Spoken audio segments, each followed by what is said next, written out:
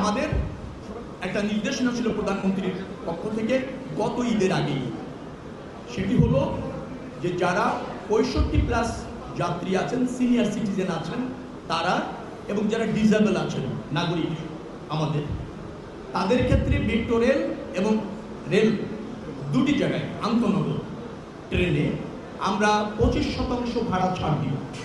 গত ঈদের আগ মুহূর্তে নির্দেশ দেওয়ার ফলে সেটা বাস্তবায়ন করা যায়নি, কারণ এটা একটা প্রসিডিউরের ব্যাপার। বসুন্ধরা টিস্যু, অশুদ্ধতার বিরুদ্ধে এক বিন্দুও ছাড় নয়। এটা আপনার যেটা আপনার টিকিট কাটার যে প্রক্রিয়া আছে, সেই অর্থ বিভাগের মতামত লাগবে, কারণ প্রচুর একটা অর্থ এখানে ছাড় হবে। প্রক্রিয়া করে এবার ঈদের আগে আমরা এটা করতে সক্ষম হলাম। সেটার আজকে আনুষ্ঠানিক উদ্বোধন হলো।